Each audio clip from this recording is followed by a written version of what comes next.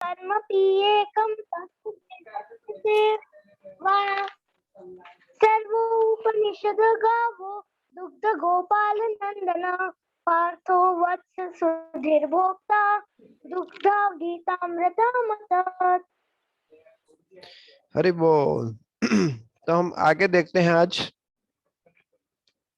तो भगवत गीता का महात्म्य हमने देखा और देखा कि किस तरीके से भगवत गीता वो कार्य कर सकती है जो यहाँ तक कि पुलिस डिपार्टमेंट भी नहीं कर सकता जी। तो देखते हैं आगे। तो कलयुग में लोग हैं बहुत अल्प आयु के होते हैं जी। तो क्या सभी के लिए संभव है कि वो संपूर्ण जो वैदिक साहित्य है उसको समझ सके? हाँ, लेकिन भगवत गीता सारे वैदिक साहित्य का निचोड़ है जी, उनका निष्कर्ष है, उनका सार है। और यह है आधुनिक मनुष्य को अपने जीवन की पूर्णता को कैसे प्राप्त किया जाए उसके बारे में दिशा निर्देश दे सकती है जी। सारे वैदिक ग्रंथ तो देखो जी हम पढ़ नहीं सकते, हमारे पास ना तो समय है इतना, है ना हमारे पास इतनी एनर्जी है, ऊर्जा है। तो खाली हम भगवत गीता का ही अध्ययन करके वो सारा लाभ प्राप्त कर सकते हैं जो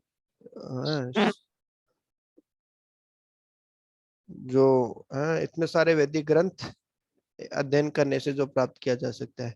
तो एक एक्सरसाइज है, उसमें आपको मैच द कॉलम है। तो आपको इधर जो बाएं साइड में है उनको दाएं दाएं दाएं से मिलाना है आपको।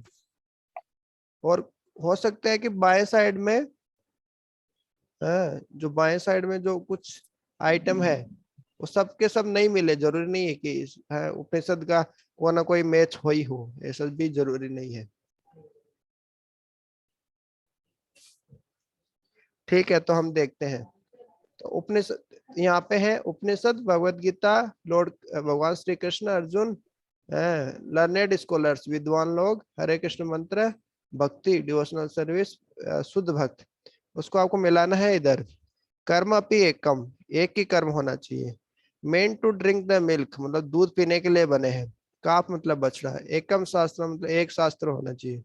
Coward boy to milk the cow, है गवाला जो कि गाय का दोहन करता है जी। एको देवो, एक देव होना चाहिए, एक भगवान होना चाहिए। गेंजेज वाटर, गंगा का पानी, एक को मंत्र है, एक ही मंत्र होना चाहिए। तो उपनिषद में क्या आएगा?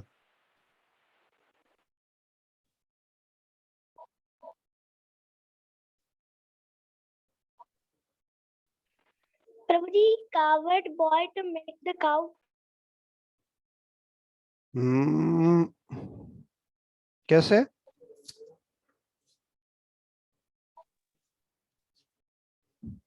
ग्वाला है जो गाय का प्रभु जी हम्म उपनिषद जो है प्रभु जी वो तो काऊ होगा। हाँ, इसमें तो कहीं कहीं काऊ है नहीं, तो इसमें कुछ नहीं आएगा फिर। काऊ कहीं है। हाँ, तो जी जी उपनिषद में तो एक भी समझ में नहीं आ रहा प्रभु जी इसमें से। ठीक है। भगवत गीता की किससे तुलना कर सकते हैं? एकम शास्त्रम। एकम। शास्त्रम प्रभु जी। और भी कुछ हो सकता है क्या? नहीं, हाँ गंगा वाटर भी हो सकता है। गेंजेस वाटर प्रभु क्यों? जी, एकम ऐसा तो आया नहीं। शास्त्रम होगा। एकम शास्त्रम, हाँ एकम शास्त्रम तो एकम होगा ही। शास्त्रम बराबर है। और जिसमें उपनिषद की तुलना गायों से की गई थी, भगवान श्री कृष्ण ग्वाल बाल थे, और जो हाँ, दूध बछड़ा था, तो दूध क्या था बचपन उसमें? से अर्जुन का दूध, मिल्क, लेकिन मिल्क तो इसमें है नहीं।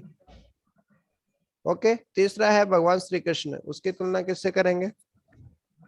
कवर्ड कवर्ड बॉय एको टू देवो make the Krishna cow. Lord, एको देवो लॉर्ड कृष्णा। 5 से 2। हाँ, दोनों हाँ हो एको जाएंगे। आएगा, दोनों, कवर्ड बॉय भी आएगा। प्रभु जी, हाँ। एको देव और cowherd boy to milk the cow. सही बात है। अर्जुन? काफ काफ काफ बछड़ा। बछड़ा, काफ।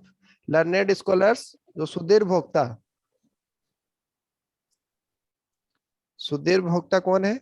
बुद्धिमान पुरुष कौन है? Mean to drink the milk. जो कि दूध का आस्वादन करने वाले हैं। हरे कृष्ण मंत्र, एको एको मंत्र। मंत्र। एक का मंत्र आ जाएगा। हाँ सही बात है। डिवोशनल सर्विस, कर्म अपि एकम। हाँ सभी का एक ही कार्य होना चाहिए जी, एक ही सेवा होनी चाहिए, भगवान की सेवा करना। प्योर डिवोटीज, भगवान के शुद्ध भक्त। वाटर। वो Ganges water. गंगा वाटर्स। ये कहीं आया था क्या ऐसा? mean to drink the milk। हाँ एक्चुअली लर्नेड स्कॉलर और प्योर डिवोटीज एक जैसे ही हैं लगभग, तो इस तरीके से गंजेस वाटर से करेंगे मेन टू ड्रिंक।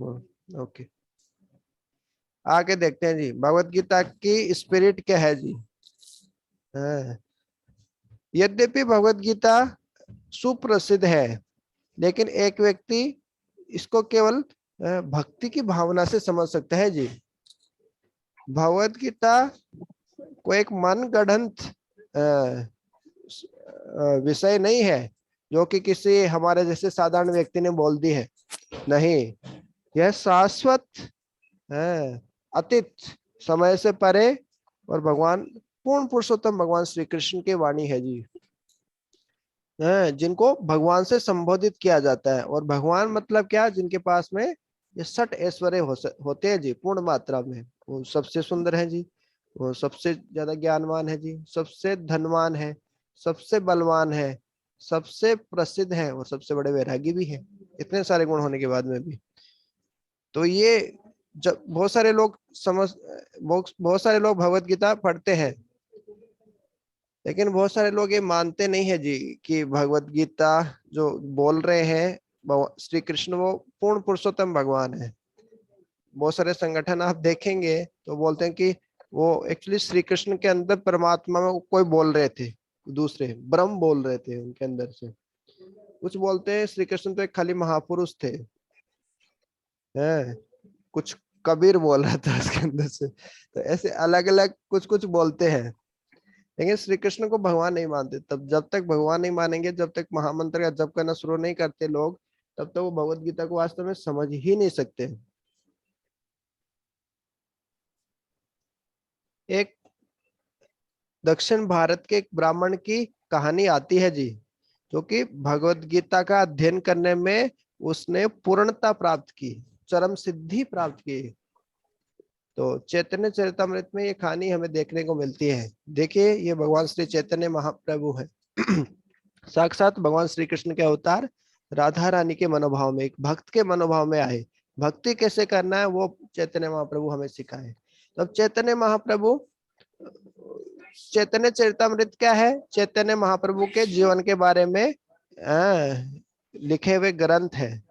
तो जब चैतन्य महाप्रभु, भगवान श्री कृष्ण स्वयं जब वो सब कुछ त्याग दिए थे, संन्यास लेने के बाद में भगवान श्री कृष्ण के शुद्ध भक्त बन गए।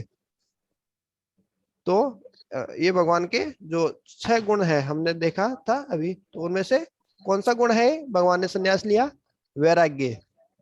तो उसके कारण संन्यास लेने के बाद चैतन्य महाप्रभु दक्षिण भारत की यात्रा कर रहे थे जी। तो क्या होता है उनके दक्षिण भारत की यात्रा में? तो श्रीरंग क्षेत्र एक जगह है, दक्षिण भारत में जाते हैं जब भी यात्रा लेकर, तो वहां पे श्रीरंग क्षेत्र, श्रीरंगम बहुत सुप्रसिद्ध जगह है वैष्णव संप्रदाय के लोगों के लिए। तो वहां पे एक वैष्णव ब्राह्मण बैठा हुआ था मंदिर, रंगनाथ जी के मंदिर के सामने। भगवान रंगनाथ कौन है? भगवान श्री कृष्ण का ही मंदिर है, नाम है। तो भगवान रंगनाथ जी के मंदिर के सामने एक वैष्णव, एक ब्राह्मण बैठा हुआ था और वह पूरी भगवत गीता का उच्चारण कर रहा था। हालांकि वो संस्कृत के उच्चारण ऐसे कर रहा था, है ना, बिल्कुल गलत।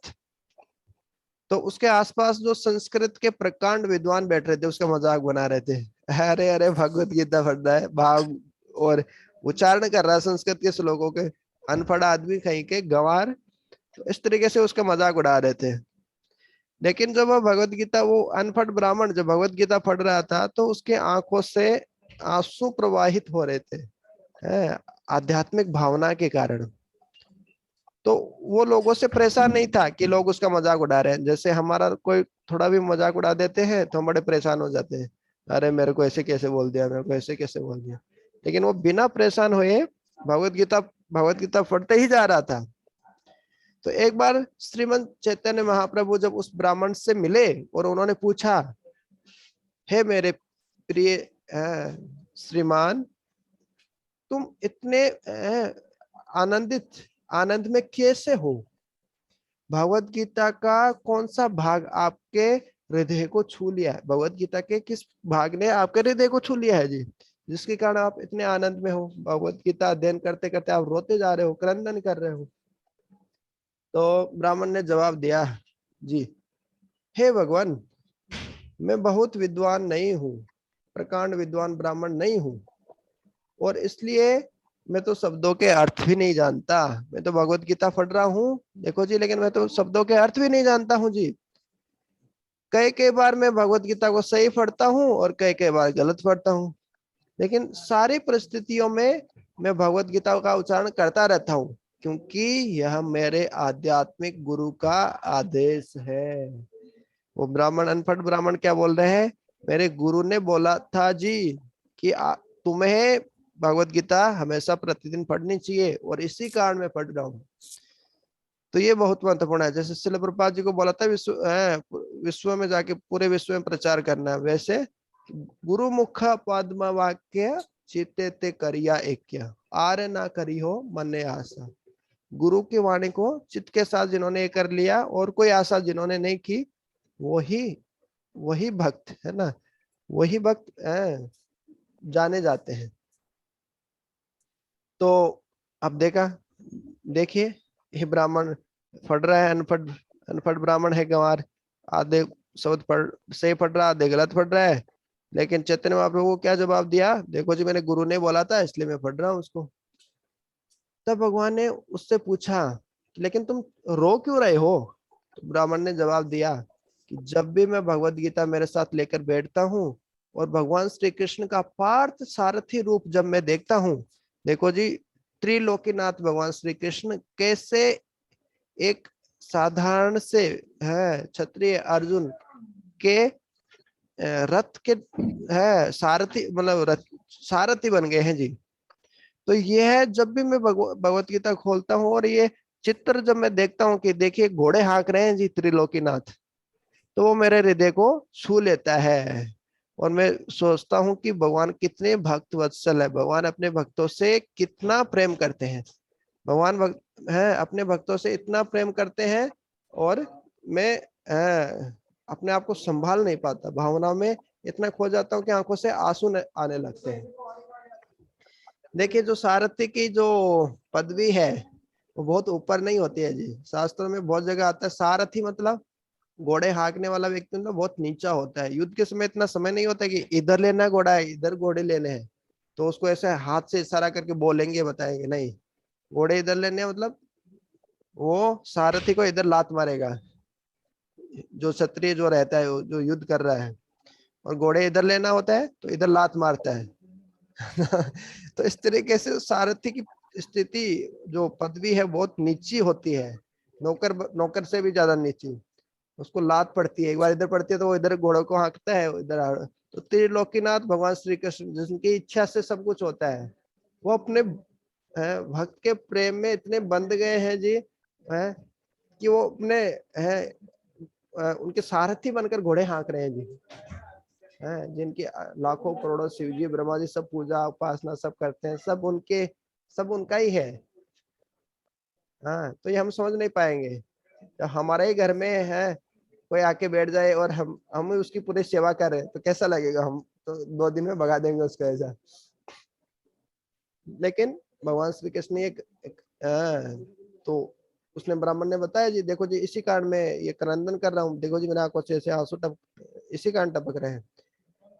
तो श्री चैतन्य महाप्रभु ने बोला कि हे ब्राह्मण देव, तब चैतन्य महाप्रभु ने क्या किया, चैतन्य चैतन्य महाप्रभु भी भाव विभोर हो गए, उनकी आंखों में भी आंसू आ गए। देखिए ये है सच्चा प्रेम। भले ही ये ब्राह्मण अनपढ़ है, उसको पढ़ना नहीं आता है, लेकिन इसने भगवत गीता के मर्म को समझ लिया है जी, इसकी स्पिरिट, इसकी भाव, सही भाव को समझ लिया है, भगवत गीता के मर्म को समझ लिया है जी इसने। और चैतन्य महाप्रभु उनका आलिंगन करते हैं और उन्होंने वो बताते हैं कि आपने भगवत गीता के उच्चारण की चरम सिद्धि को प्राप्त कर लिया है। तो इस तरीके से खुद भगवान श्री कृष्ण भगवत गीता की, बहुत सारे लाखों करोड़ों बड़े बड़े विद्वान पंडित लोग भगवत गीता पढ़ते हैं, लेकिन उन्हें उनकी भौतिक बुद्धि से वो उसको समझ नहीं पाते हैं। आध्यात्मिक चीजों को भौतिक बुद्धि से नहीं समझ सकते। तो जरूरी नहीं कि हम बहुत बड़े स्कॉलर, पीएचडी किए हैं, डॉक्टर हैं, बहुत कुछ किए हैं, तो हम भगवत गीता को समझ लीजिए हैं, एक एक श्लोक रट लेंगे। श्लोक रट लेंगे आप, लेकिन उसके मर्म को नहीं समझ पाएंगे, क्योंकि भक्ति नहीं है ना आपके अंदर जी। तो इस कारण भौतिक उपाधियों से, विद्या, तप, ज्ञान, इन सभी चीजों से भी हम भगवत गीता को नहीं समझ सकते हैं। तो भगवत गीता है वो गुरु शिष्य परंपरा के माध्यम से ही प्राप्त की जानी चाहिए, और जो कि गुरु शिष्य परंपरा में प्रामाणिक गुरु शिष्य परंपरा से प्राप्त होती है। और यही भगवत गीता को समझने का एकमात्र तरीका है। नहीं तो भगवत गीता को का अध्ययन करना समय का अपव्यय ही होगा। जैसे खेतों में जब अनाज निकालते हैं ना, तो गेहूं अलग हो जाता है, भूसा अलग हो जाता है। भूसे को आप कितना भी पीटो, जैसे पहले कोल्हू का बेल होता था, जैसे पीट पीट कर उसे गेहूं अलग कर लेते थे, भूसा अलग रहता था। अब भूसे को ही आप पीटते रहोगे ना, कुछ नहीं निकलने वाला है उसमें। तो उसी तरीके से जब भक्ति का मर्म और प्रामाणिक परंपरा में, सही गुरु शिष्य परंपरा में जब हम अध्ययन नहीं करते हैं, तो खाली भूसे को पेटने जैसा होता है। खूब मेहनत कर रहे हैं, लेकिन गेहूं तो निकलने वाला नहीं है जी, उससे अन्न तो निकलने वाला नहीं है जी। तो ये भगवत गीता को अध्ययन करने का सही तरीका है जी। मायावादी लोग क्या बोलते हैं जी? मायावादी कौन होते हैं जी? मायावादी लोग बोलते हैं कि भगवान श्री कृष्ण का रूप है ना, वो माया है, वो भ्रम है, और वो भी भगवान श्री कृष्ण में हमारे ही तरह एक शरीर धारण किए थे, और अंत में उनकी भी मृत्यु हो गई थी। उनको भी शिकारी ने तीर लगा दिया था, और उनके अपने कर्मों का फल भोगना पड़ा था उनको भी, और उनके भी मृत्यु हो गई थी। इस तरीके से मायावादी लोग बोलते हैं। तो भगवान के सच्चिदानंद जो आध्यात्मिक उनका रूप है, उनसे वो ईर्ष्या करते हैं, और उनका अलग से भगवान की सेवा करना नहीं होता, बल्कि वो भगवान के निराकार रूप में ब्रह्म ज्योति में मिल जाना चाहते हैं, जो मायावादी लोग जो होते हैं। तो इस तरीके से उनका छोटा सा दिमाग है, कितना छोटे से छोटा सा दिमाग है उनका, 2 तोले का दिमाग है। तो उससे वो भगवान को कैसे, पूर्ण पुरुषोत्तम भगवान जो पूरे सृष्टि के संचालक है, उनको कैसे समझ सकते हैं जी? और वो ऐसे समझ ही नहीं पाते, अरे भगवान होके कैसे वो सारथी बन सकते हैं, घोड़े हाँक सकते हैं। तो इस तरीके से मायावादी लोग जो कि भक्त नहीं होते हैं, वो इस चीज को भी नहीं समझ पाते हैं जी वो।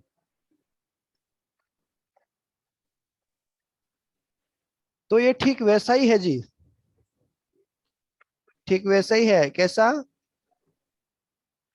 भगवत गीता का संदेश बहुत ही गुह्य है, और यह गुह्य है, ये छिपा हुआ ही रहेगा, ये संदेश गुह्य ही रहेगा। किनके लिए? जो मूर्ख लोग हैं, जो भौतिक निपट भौतिकतावादी लोग हैं, और जो भगवान श्री कृष्ण के शब्दों को का गलत अनुवाद करते हैं।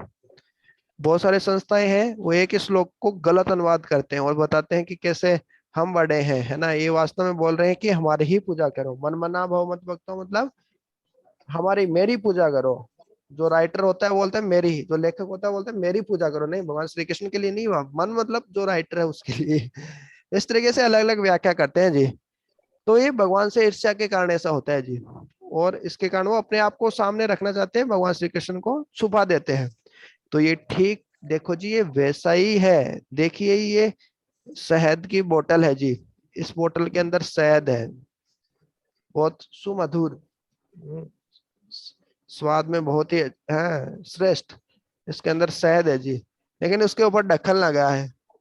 अब मधुमक्खियां क्या उस ढक्कन आस्वादन कर सकती है शहद का? नहीं नहीं।